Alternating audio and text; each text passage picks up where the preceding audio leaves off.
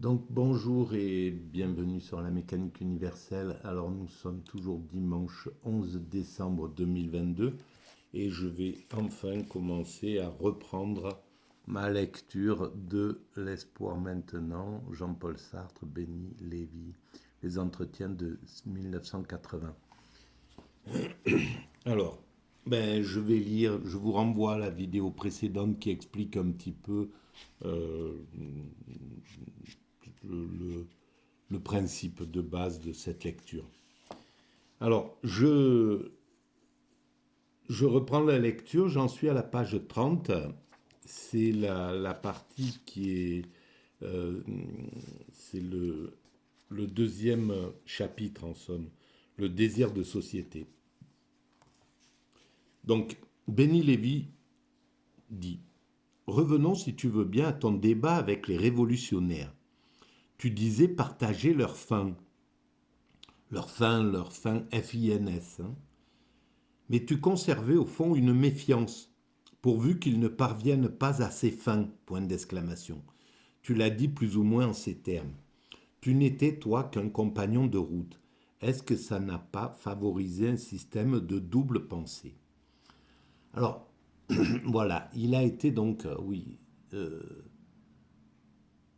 partenaire de route du système révolutionnaire, c'est-à-dire d'un principe qui veut accélérer les choses, qui veut bousculer l'évolution et aller directement à la fin de, de l'oppression des ouvriers, en fait. C'était ça un peu, c'était dans la veine communiste, c'était la fin de l'abus du prolétariat. Euh, le fait que le, le système dirigeant plus les ouvriers étaient main dans la main, en somme.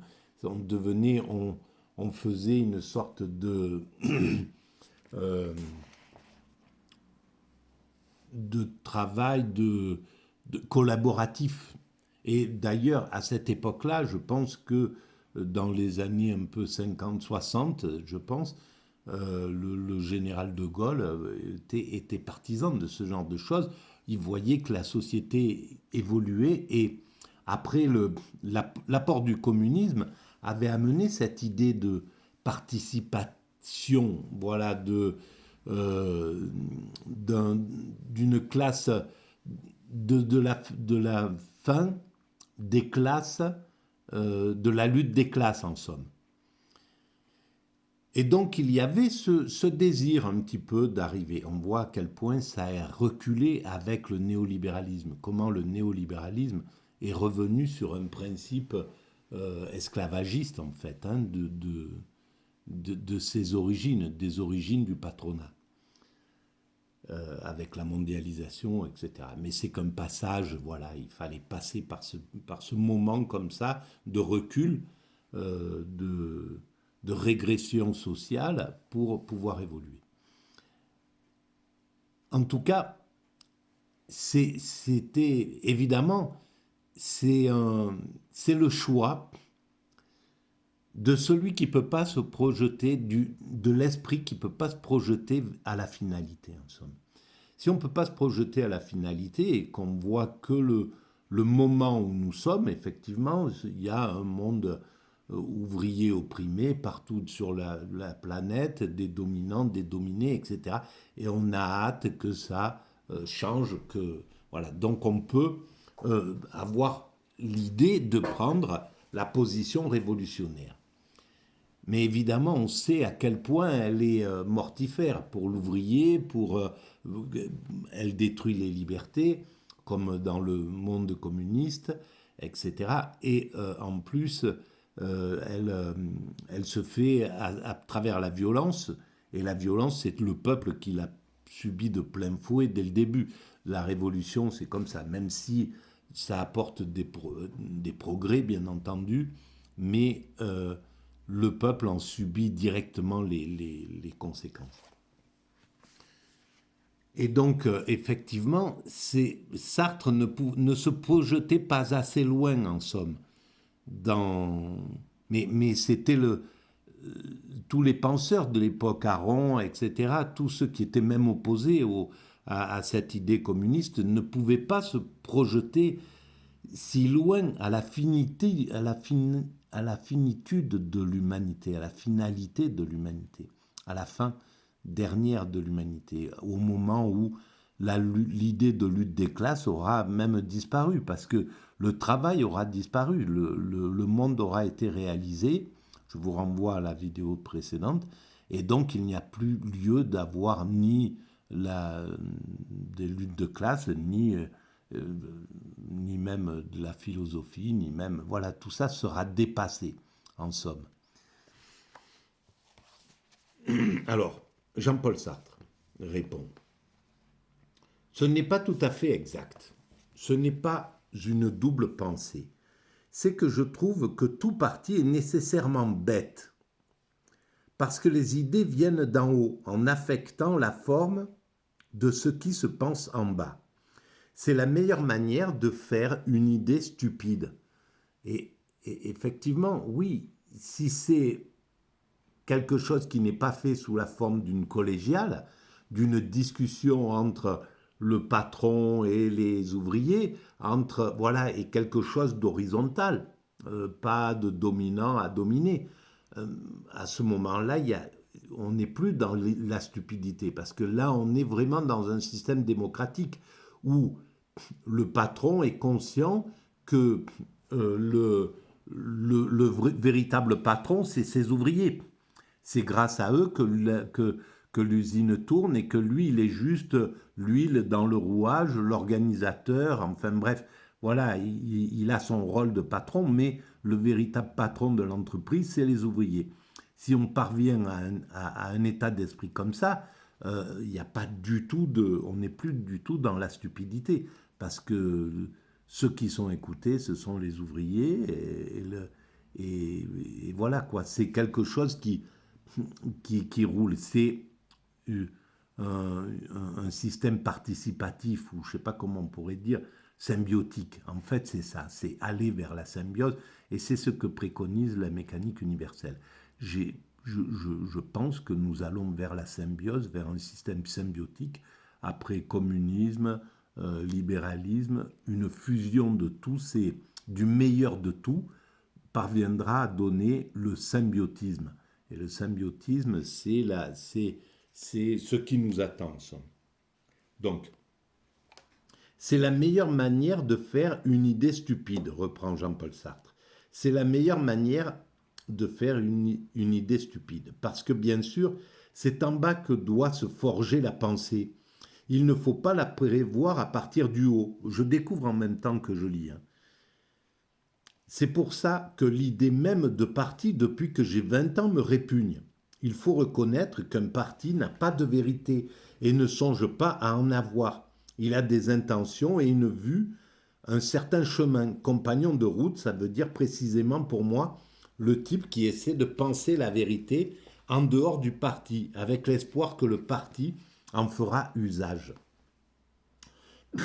Eh bien, c'est ce que j'aimerais faire, en somme, et c'est ce que j'essaie de faire avec la mécanique universelle. Donner des idées, amener ces idées, mais pour un ensemble, pas à un parti. Je ne suis pas attaché à un parti, à un groupe, à une communauté, à quoi que ce soit. Je suis totalement indépendant de tout ça. Je suis attaché qu'à une seule chose, c'est l'humanité dans son ensemble. Donc je suis attaché à l'ensemble de mes frères humains, aux plus petits hindous de la caste la plus inférieure, comme à Bill Gates ou à Monsieur Pinault. Voilà, pour moi, ils sont introduits dans cette humanité qu'avec moi et avec les 8 milliards d'êtres humains qui y sont. Et c'est ça qui donne du sens à tout. Et je suis solidaire de cet ensemble-là, en somme. Donc, il faut reconnaître qu'un parti n'a pas de vérité, ne songe pas en avoir. Il a des intentions. Voilà, compagnon, ça veut dire pour moi le type qui essaie de penser la vérité en dehors du parti avec l'espoir que le parti en fera usage. Béni Lévy. Résultat possible de cette pratique du compagnon de route, Romain Rolland arrive en Union soviétique dans les années 30, au moment donc de la collectivisation forcée, de la liquidation des paysans par centaines de milliers, de la nuit de l'esprit, et déclare: j'ai vu en Union soviétique un élargissement remarquable des droits de l'esprit humain. Voilà. Mais ça, c'est humain. C'est là, par exemple, quelqu'un qui serait un ultralibéral actuel, qui va aux États-Unis, il peut dire exactement la même chose. J'ai vu aux États-Unis un élargissement remarquable des droits de l'esprit humain et une créativité absolue. Mais s'il va se balader sur les rues des SDF, les quartiers de SDF complets ou les villages abandonnés, les villes abandonnées aux États-Unis, dans la misère dans laquelle une partie des êtres humains sont maintenus et sont abandonnés complètement, ben, ça sera la même chose. On pourra dire exactement la même chose de Romain Rolland, du Romain Rolland actuel qui bade le néolibéralisme et le libéralisme même. Voilà. Alors, Jean-Paul Sartre répond: Romain Rolland n'est pas un penseur remarquable. Béni Lévy reprend: Jean-Paul Sartre arrive en 1954, il parle à Jean-Paul Sartre, en Union soviétique, fait un petit tour officiel et puis déclare en rentrant dans un grand journal du soir que l'URSS est le pays où il y a le plus de liberté. Donc en somme, il lui renvoie sous le nez ses propres... voilà, il lui dit en somme: Jean-Paul Sartre n'est pas un penseur remarquable. Alors Jean-Paul Sartre répond: c'est vrai que j'en pensais du bien, moins que tu ne sembles le penser, mais c'est que je me défendais d'en penser du mal. Voilà. Il savait que les libertés étaient opprimées en Russie, qu'il y avait tout. De toute manière, quand on est aficionados à un système, n'importe lequel, on n'en voit plus les horreurs. Si on est, voilà, si on est à la NUP, pas à la NUP, mais au LFI par exemple, et qu'on est juste un aficionados de LFI, on n'arrive pas à voir les défauts de son patron, de son boss, de celui qui trace la route, les défauts de certains personnages qui passent à la télévision avec des idées, même si les idées sont bonnes, mais une façon de mépriser les choses ou d'être agressif ou de choisir une pratique qui est désastreuse. On ne peut pas le voir. On est simplement un soutien, quoi. Et dans cet état-là, euh, c'est ce qu'était Sartre à l'époque du Parti communiste, même s'il voyait, parce que tout le monde voit exactement ce qui se passe. Mais en fait, on tolère, on dit, bon, de toute manière, c'est pour la bonne cause, voilà. Et c'est valable pour les aficionados de Zemmour, du RN, de la droite, de Macron, etc. Voilà. Tant qu'on est dans ce mouvement aficionados, on perd sa liberté, on devient bête. Et effectivement, on est dans le système dont il parle, que ça abétit en somme, cette idée-là. Donc, il se défendait d'en dire du mal, en somme. Voilà. Mais il n'était pas dupe, c'est ce que veut dire Jean-Paul Sartre. Dis donc, le compagnon de route a de drôles d'habitudes intellectuelles, répond Béni Lévy. Je ne dis pas qu'un compagnon de route soit parfait, dit Jean-Paul Sartre. Ce n'est pas simple. En fait, je ne cherche pas actuellement à défendre le compagnon de route parce que le malheur, c'est que ses idées sont destinées au parti et jamais acceptées par lui. Voilà le problème. En fait, c'est le compagnon de route, l'erreur, c'est qu'il croit pouvoir, il a une vision grandiose de lui-même, il croit pouvoir modifier complètement le système auquel il est affilié. C'est Heidegger qui pense qu'il va pouvoir infléchir le nazisme. C'est donc Sartre qui pense qu'il va pouvoir infléchir le communisme. C'est Zemmour qui pense qu'il va pouvoir en allant, ou certains qui vont dans un mouvement qui se rapproche des extrêmes en pensant que il n'y a pas de risque, que c'est voilà que ça pourrait être anodin. C'est totalement faux, évidemment. Euh, ce, cette façon de penser est complètement fausse. Combien de gens ont suivi, ont applaudi des deux mains l'arrivée du fascisme en Italie, l'arrivée du nazisme, l'ont soutenu même, en pensant que tout allait être, etc. Et puis, ils en ont été les premières victimes. Donc, ça manque de clairvoyance, quoi. BL, donc Benny Lévy. Un parti, bête au sens où tu l'as défini, est un compagnon de route, c'est-à-dire un intellectuel qui lui aurait, en tant qu'intellectuel, une idée de la vérité. L'un plus l'autre, ça donne quelque chose qui a échoué lamentablement. Tu le sais bien. Jean-Paul Sartre, je le sais, je le sais. Benny Lévy. Mais alors, tu sembles encore faire une espèce d'éloge posthume du compagnon de route? Point d'interrogation. Jean-Paul Sartre. Je dis simplement qu'actuellement, les partis sont foutus. Il est bien évident que d'ici à 20 ou 30 ans, les grands partis de gauche ne seront plus ce qu'ils sont. Peut-être même y en aura-t-il un ou deux qui auront rendu l'âme. Quelque chose va se produire, d'autres où il y aura plus exactement de compagnons, où il n'y aura plus exactement de compagnons de route. Ce sera, je l'ai expliqué, des mouvements de masse pour des fins définies et particulières. Dans ces mouvements de masse, la notion de compagnon de route n'a plus de sens. Benny Lévy, donc il rend l'âme, ton compagnon de route. J'aimerais que l'on fasse un constat de décès. Qui est mort? Une sinistre canaille, un nigo, un gogo ou un être foncièrement bon? Je dirais plutôt un être pas mauvais. Pas gogo nécessairement, il pouvait l'être dans certaines circonstances.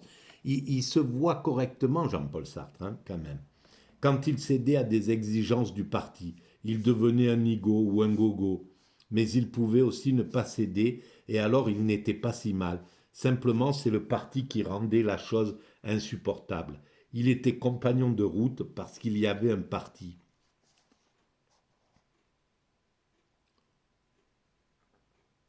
Alors, donc, bon, ben je peux continuer.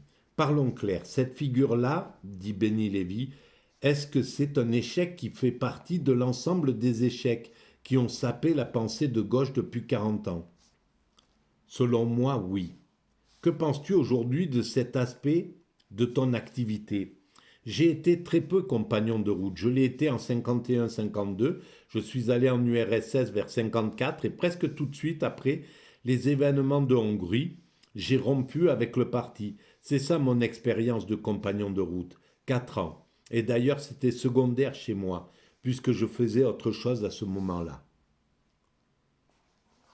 Benny Lévy, ne retrouve-t-on pas le soupçon de double pensée? Jean-Paul Sartre, j'ai toujours dit que je pensais autre chose que ce que pensait le parti. Ce n'est pas du double jeu. Je me persuadais à certains moments que les pseudo-idées du parti devaient contenir des vérités, s'appuyer sur une base solide et que leur aspect, sot, n'était que superficiel. En fait, j'étais impressionné parce que le Parti communiste se disait le parti des ouvriers. Je pense que c'est une erreur. Un intellectuel a besoin de trouver quelque chose à quoi s'accrocher. Et moi, j'avais trouvé ça comme tant d'autres. Béni Lévy, parlons de ce besoin qu'a l'intellectuel de s'accrocher. Comment se fait-il que ce besoin de s'accrocher est finalement conduit, t'est conduit et est conduit tant d'autres à s'accrocher au rocher stalinien? Ben, en fait, c'est là où bon, Jean-Paul Sartre. Ce n'était pas le stalinisme. Le stalinisme était mort avec Staline. À présent, on emploie l'expression de stalinisme pour désigner n'importe quoi. Béni Lévy, comment se fait-il que des intellectuels aient eu besoin de s'accrocher, c'est-à-dire de trouver un appui, un fondement dans cette saloperie-là? Point d'interrogation. Et c'est là où, évidemment, on va... Je vais reprendre la main.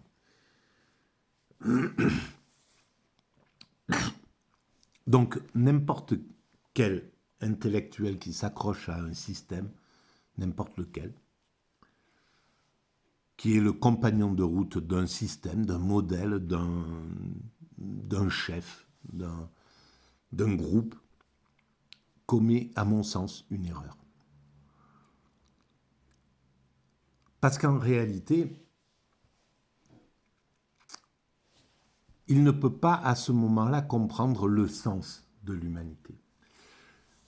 Aujourd'hui, il serait bon de commencer à proposer des choses d'ailleurs, parce que c'est vrai que j'ai plutôt un esprit critique, je suis plutôt dans quelque chose qui essaie d'éclairer un peu les affres de chaque chose, mais maintenant, qu'est-ce qu'on pourrait proposer si, par exemple, on le voit avec cet ouvrage-là, le communisme pur et dur est une erreur, le capitalisme pur et dur est une erreur, le socialisme, bon, il est écroulé dans ses fondements, dans ce qu'il est devenu.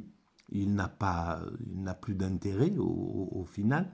L'écologie n'est pas encore au point. Il y a trop de problèmes psychologiques. Et d'ailleurs, il va falloir que je fasse... la prochaine vidéo, je pense que je vais essayer de montrer pourquoi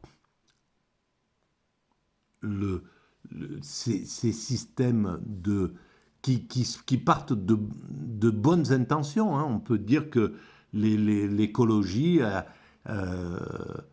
de bonnes intentions. Et pourquoi ils finissent par dégrader leur image, par s'abîmer, par perdre de vue quelque chose qui est soit par fanatisme, soit par perdre de vue en définitive la finalité réelle de l'humanité et donc être marginalisé. Pour moi, maintenant, c'est clair qu'il faudrait fonder un parti universel, en somme, qui puisse être repris dans tous les pays, dans toutes les nations, mais partout. Voilà, que ce parti se fonde, ça pourrait être justement un symbiotisme. Voilà, le symbiotisme, quelque chose qui se rapprocherait de cette idée-là. C'est-à-dire un parti politique qui tiendrait compte de l'ensemble de l'humanité. Qui ne serait plus un parti nationaliste ou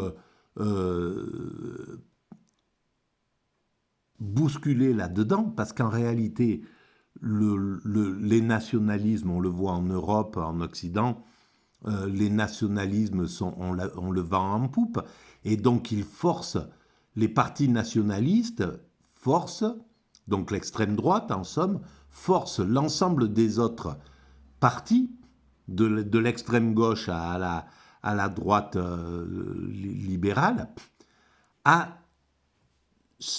devenir de plus en plus nationalistes, à devenir de plus en plus étroits, d'avoir leur esprit de plus en plus étroit.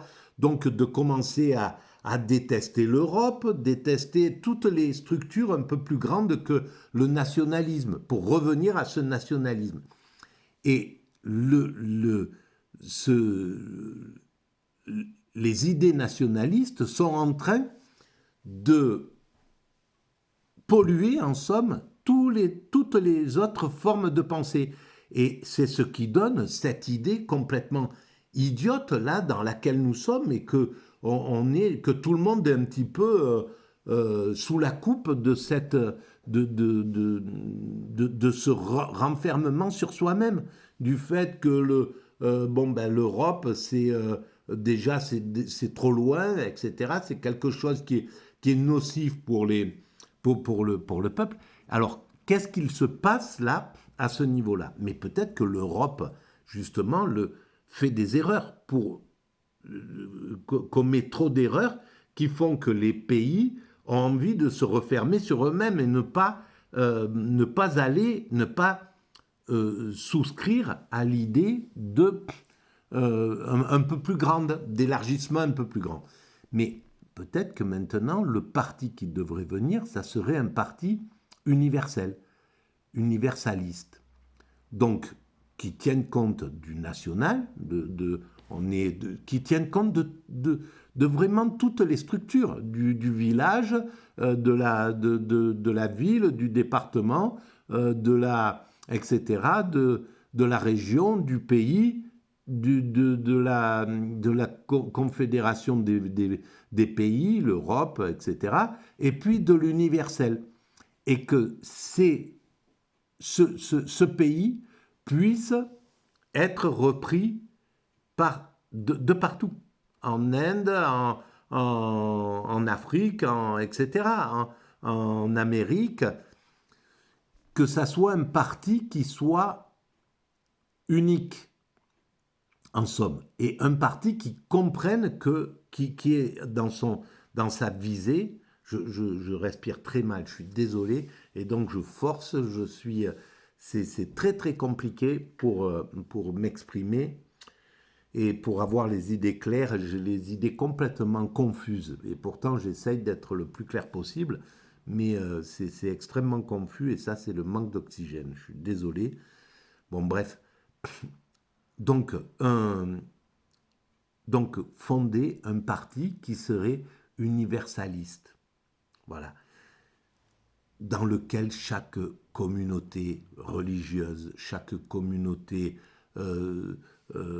ethnique, etc., trouvera sa place au sein avec cette vision totalement universelle. Voilà. Donc, il est temps, peut-être, de commencer à fonder quelque chose comme ça. Parce qu'en réalité, on se rend bien... Ça serait quelque chose de central, évidemment.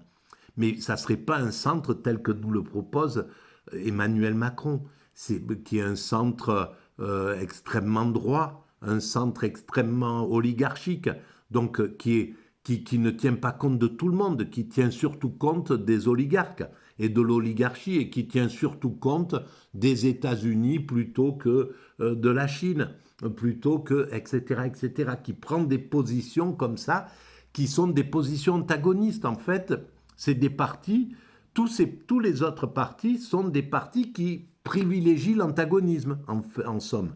Voilà, on voit bien, Macron n'est pas dans un mouvement universel. Il n'est pas... il préfère un tel sur un tel. Dans chaque conflit, il va se ranger plutôt d'un côté que de l'autre, alors que dans chaque conflit, il doit rester neutre. C'est ce que commençait à faire d'ailleurs le président de Gaulle. En réalité, il essayait d'être le plus juste possible. Donc, c'était un avant-gardiste de ce mouvement mondial, de cette idée mondiale. Mais parce que déjà, c'est eux qui ont fondé cette idée du monde, quoi, de l'ONU, etc. Ils étaient à l'origine de ça. Donc, ils étaient conscients qu'on allait vers cette chose-là. Eh bien, il faut retrouver quelque chose comme ça, qui serait un centre, mais un véritable centre. Un centre qui serait épine dorsale de l'humanité, sur lequel tous ces partis de centre peuvent se retrouver, qu'ils soient argentins, aborigènes, je ne sais pas moi, n'importe, peu importe. tous viennent là sur cette colonne vertébrale, un parti qui pourrait fraterniser, voilà, se retrouver de façon universelle. Et c'est ça qu'il faut trouver en somme. Voilà. Je pense que c'est le travail de l'humanité maintenant d'aller vers quelque chose comme ça, qui puisse prendre le meilleur de tout. Il faudrait peut-être réfléchir à ça. Donc, qu'est-ce que prendre le meilleur du communisme et rejeter absolument le pire du communisme. Prendre le meilleur du libéralisme et rejeter absolument le pire du libéralisme. Prendre le meilleur du spirituel et rejeter ce qui, dans le spirituel, fait des scissions avec les autres. Prendre l'universel du spirituel, prendre l'universel du communisme, prendre l'universel du capitalisme, prendre l'universel des extrêmes droites, prendre l'universel, parce qu'il faut oublier personne en réalité, c'est pas ça. Il faut pas pouvoir dire, comme justement fait Mélenchon ou des types comme ça, ah ça, jamais, etc. C'est complètement absurde, quoi. Surtout en tant que... Voilà, c'est typiquement le problème de ce communisme qui rejetait de façon violente le reste.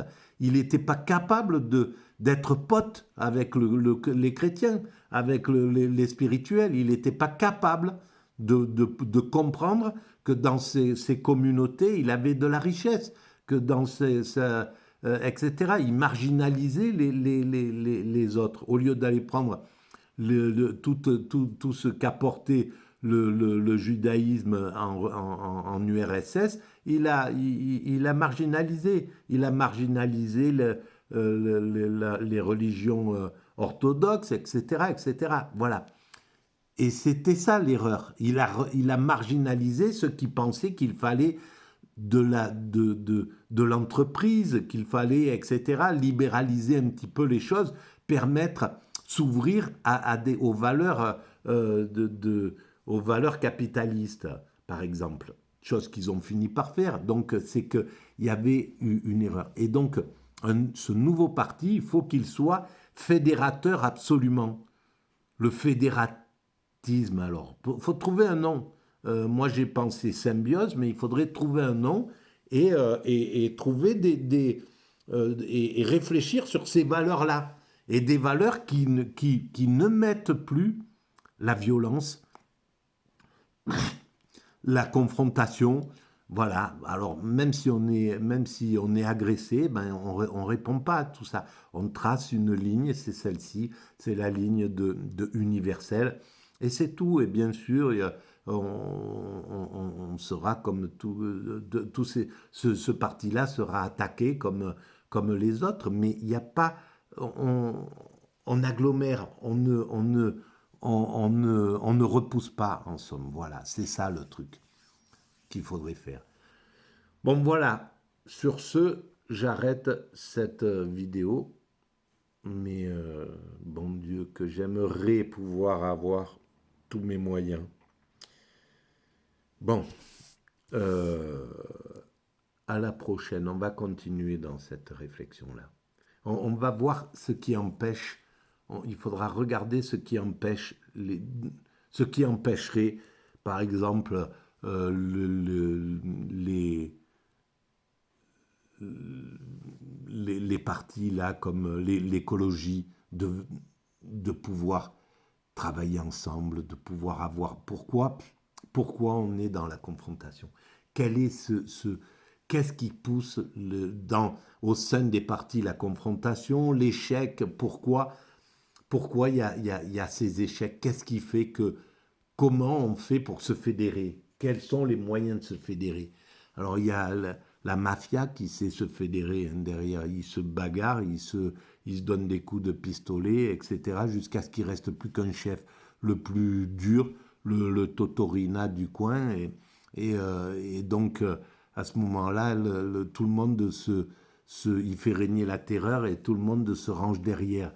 Et puis, il y a ceux qui vont partir dans l'excès inverse, une démocratie absolue, mais qui ne respectent pas le truc. Ils vont élire par voie tous les dominants de chaque... on le voit à la gauche, hein, tous les dominants se rangent ensemble, se montrent leur côté, leur meilleur côté, leur programme, etc. Ils soumettent ça au vote. C'était le cas qui a été fait quand il y a eu, à l'époque Ségolène Royal, etc. Et puis c'est elle qui émerge, il y en a un qui émerge et puis les autres ils jouent plus le jeu. Non, moi ça m'intéresse pas, je veux pas que ça soit elle, donc je vais massacrer le truc quoi. Voilà, alors tout ça c'est humain, c'est que des états d'esprit humains en fait. Alors d'un côté il y a ceux qui vont qui vont fédérer à travers la violence et la crainte, et de l'autre ceux qui devraient fédérer par l'intelligence, mais qui n'ont pas l'intelligence de jouer leur propre jeu. Voilà.